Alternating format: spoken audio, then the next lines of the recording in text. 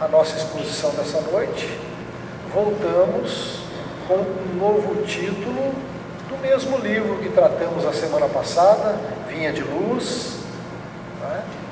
E que hoje o Espírito Emmanuel nos traz o tema véus.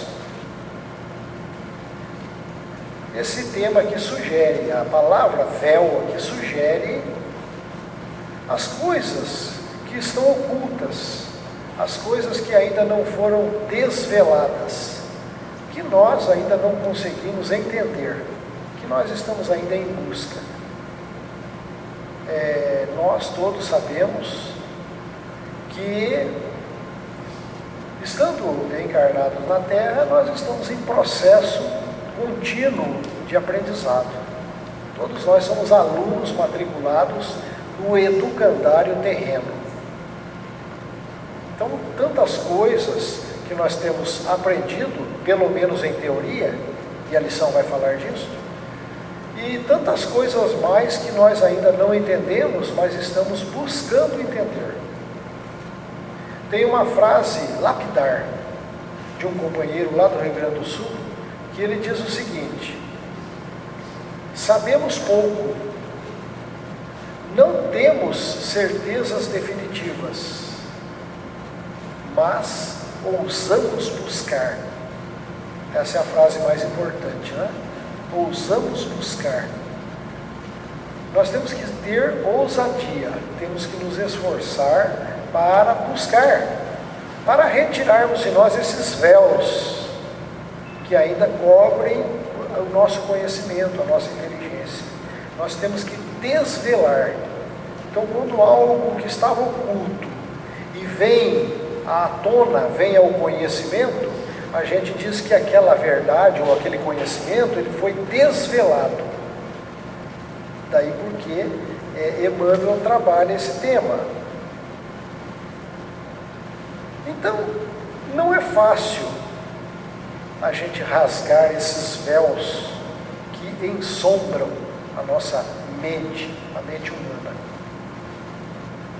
Já diz o famoso psicanalista Jung, Carl Gustav Jung, que todos nós temos o nosso departamento já iluminado e nós ainda temos nas nossas sombras, as sombras que ainda estão lá nas profundezas, né, do nosso inconsciente.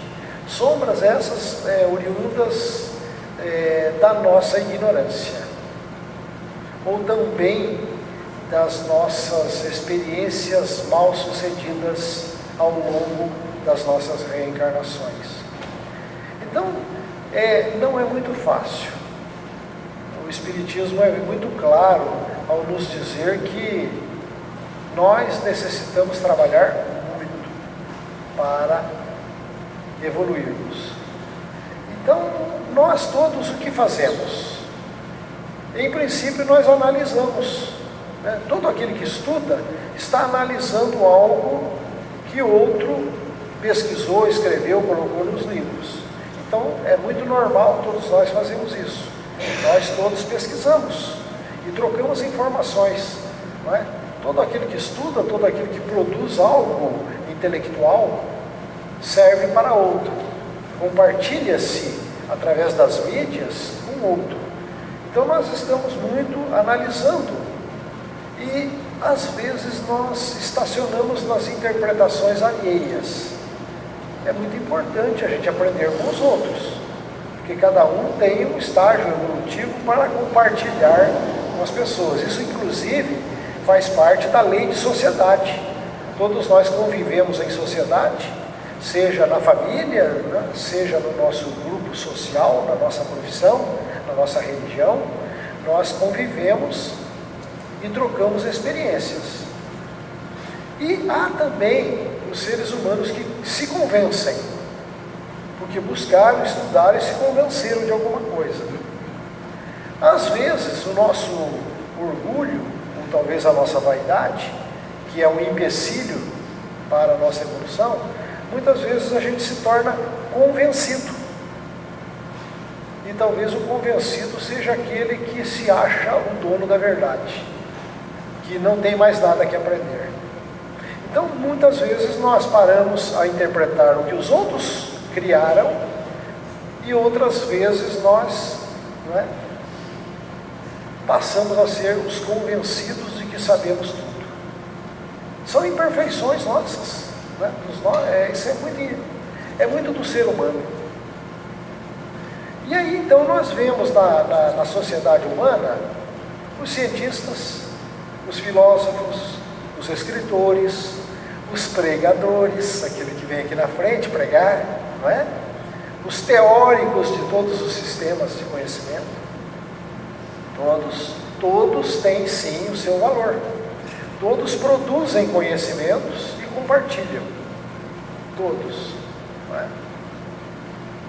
Mas uma coisa que Emmanuel, nessa lição, nos chama a atenção, é aquela questão que a gente sempre fala aqui mesmo, a gente já repetiu muito isso daqui, a questão da teoria e da prática. A gente tem dito que é fácil a gente buscar conhecimento teórico, é fácil, é só ter um gosto pelo estudo, é só gostar de estudar, de pesquisar, que a gente conquista um conhecimento teórico. Mas acontece que às vezes acontece vamos dizer, uma distância entre aquilo que conhecemos em teoria e aquilo que colocamos em prática na vida diária. Eu acredito que, em primeiro lugar, a gente vai conquistando esse conhecimento teórico, né? E colocar em prática, isso já vem um pouco mais lento, mais atrás. Então, Emmanuel diz que muitos sugerem, aconselham, orientam com propriedade. Mas, às vezes, eles não realizam isso que pregam para os outros consigo mesmo. O trabalho que tem que ser realizado dentro de nós mesmos. E eu, particularmente, já disse isso muitas vezes aqui. É muito fácil a gente vir aqui à frente e dizer teoricamente isso que a gente estudou aqui. Agora, na nossa intimidade de consciência, cada um de nós sabe.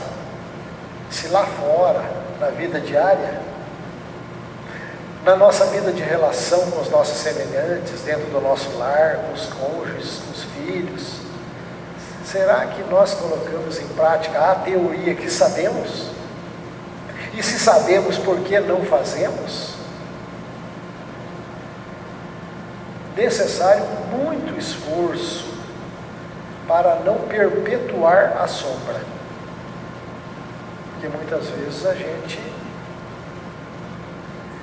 dá continuidade às nossas sombras interiores.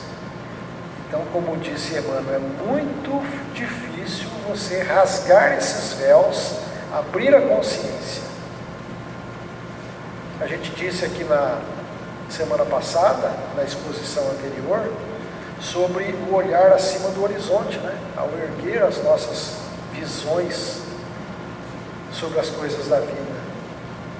Então, muitas vezes a gente fica com o conhecimento teórico, ele fica muito seco, vamos dizer assim, muito árido nas nossas consciências, e sem a experiência prática, nós não conseguimos elevar-se acima do comum.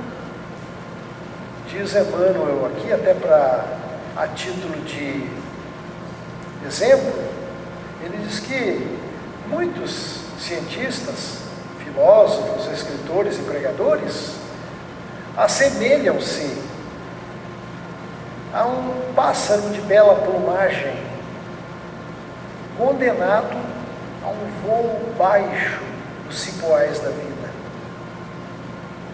que é bem ao contrário daquele filme famoso, não sei se vocês assistiram, Fernão Capelo Gaivota. É bem ao contrário, né? Quem assistiu esse filme, é antigo já esse filme, tem livro, chama-se Fernão Capelo Gaivota. Quem não assistiu esse filme, ele é um filme profundamente filosófico e que nos mostra a necessidade de nós conquistarmos para nós mesmos a nossa autonomia. a nossa busca por horizontes mais elevados, mais altos.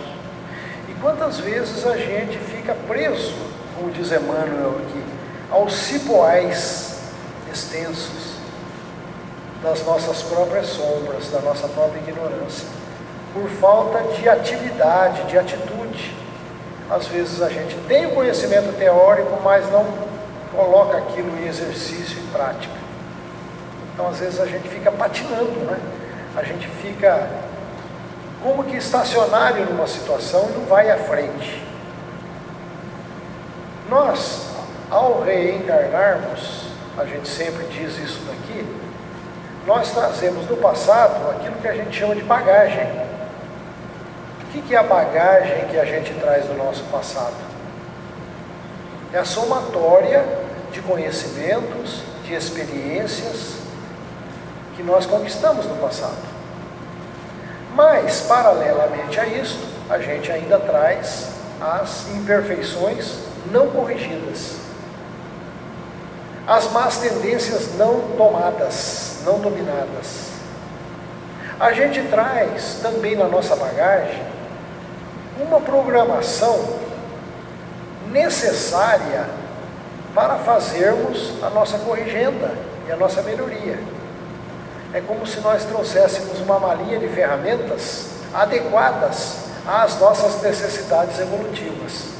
Aquela malinha de ferramenta, ela significa as situações em que nós nos colocamos no mundo, encarnados. As situações materiais, afetivas, né, sociais, em que nós nos colocamos na reencarnação. Então, essas situações são as ferramentas adequadas para que nós as usemos para o desenvolvimento intelecto-moral. Porque nós temos que desenvolvermos a intelectualidade e, paralelamente, a moralidade. Nós temos que desenvolver essas duas coisas. E quantos espíritos, diz Emmanuel também nessa lição, que já desenvolveram bastante a sua intelectualidade. São espíritos já inteligentes, mas que ainda não estão enxergando os horizontes morais ainda.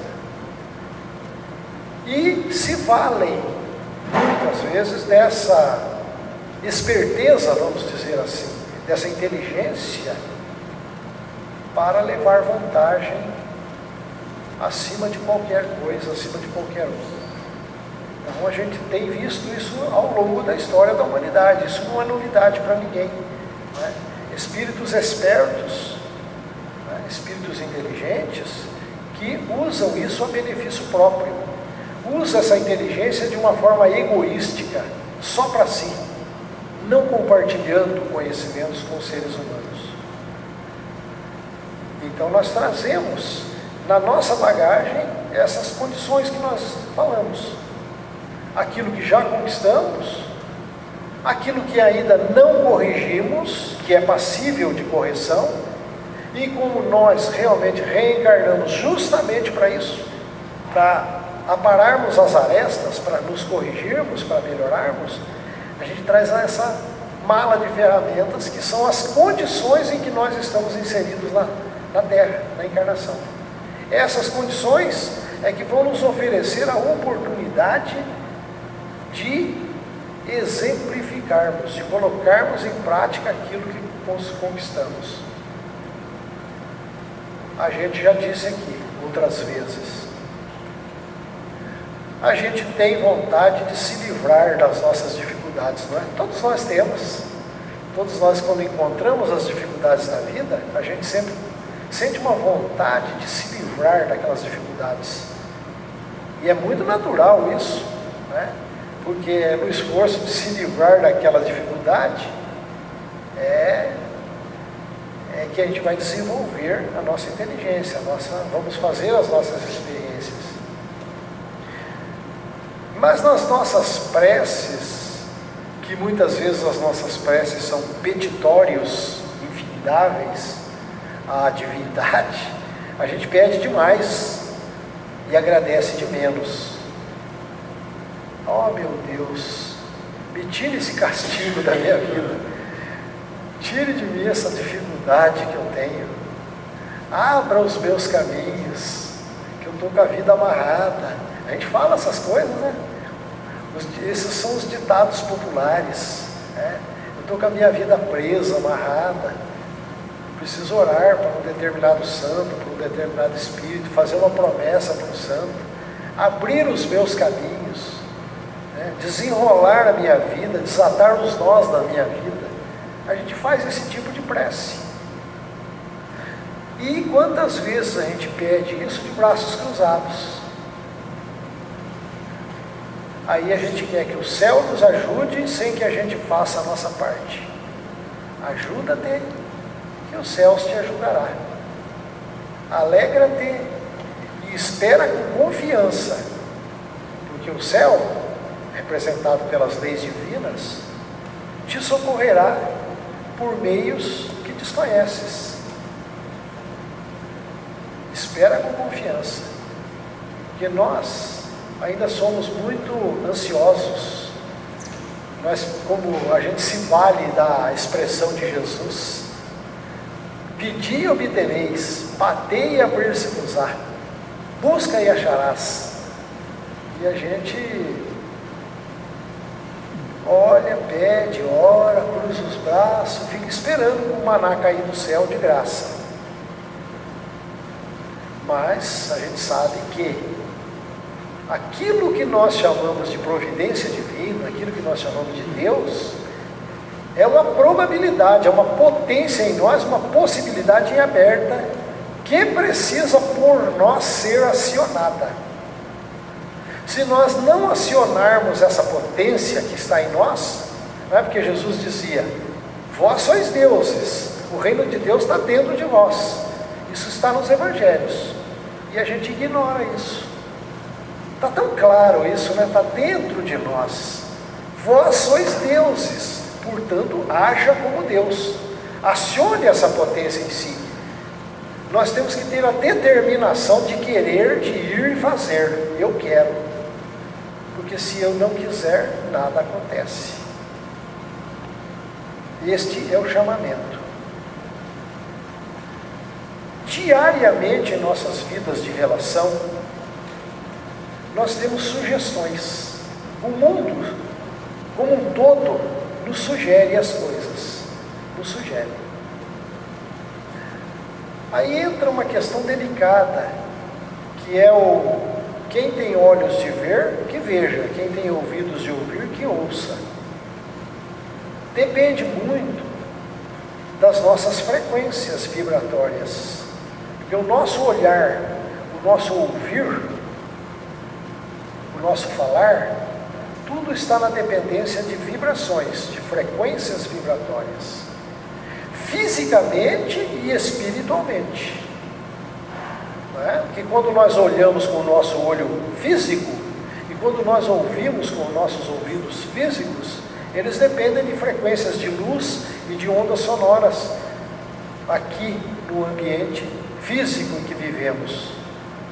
Mas quando nós pensamos, quando nós sentimos no profundo do nosso eu, a gente emite vibrações etéreas que se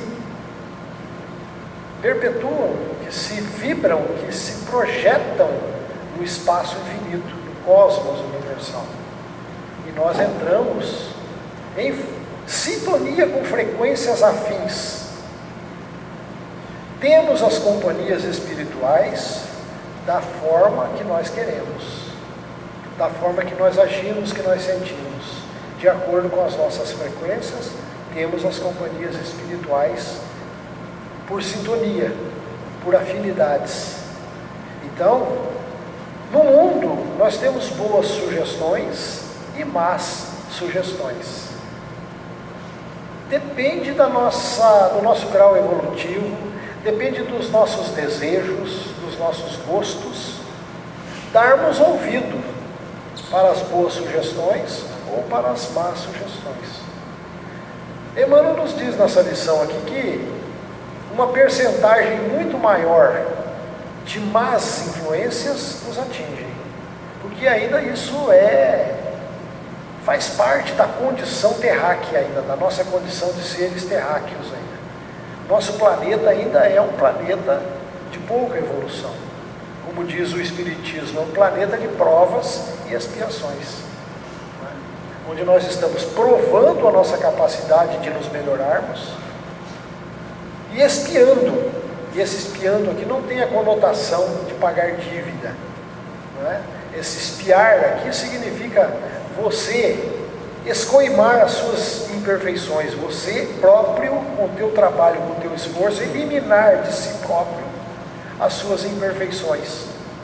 Imperfeições essas que nós trazemos no passado pela nossa própria ignorância.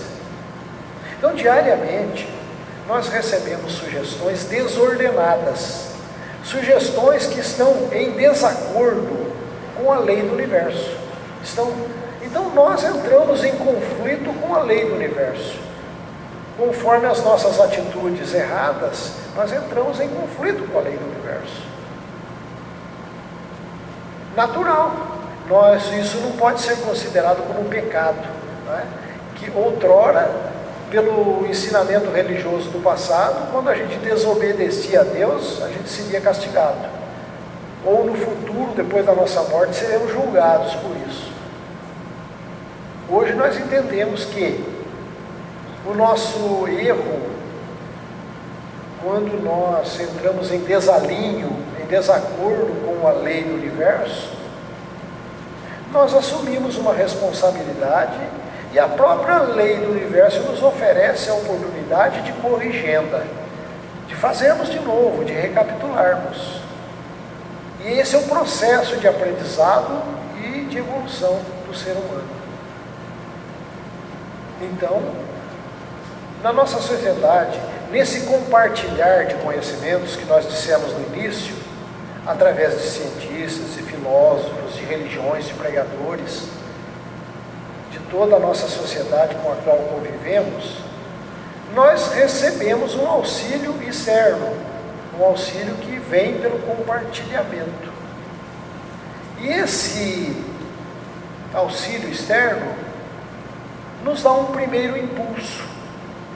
É aquilo que nós dissemos na exposição passada, a respeito do próprio Espiritismo, não é? A proposta filosófica espírita, ela nos dá um primeiro impulso. Ela nos oferece premissas, a partir das quais nós vamos trabalhar o nosso próprio raciocínio. Cabe a nós o desenvolvimento e a continuidade desse empurrão inicial. Então, todo aquele que compartilha o conhecimento, e as próprias religiões também fazem isso, dão aquele empurrão, não é? Aquela ajuda inicial. Quando nós fazemos as nossas preces, lançamos o nosso pensamento, certamente o universo conspira ao nosso favor. O universo, as leis universais, elas já estão predispostas a nos impulsionarem ao progresso. Elas estão em aberto. Na medida que a gente vai ganhando e conquistando esses conhecimentos teóricos, esse é o primeiro impulso, é o impulso inicial.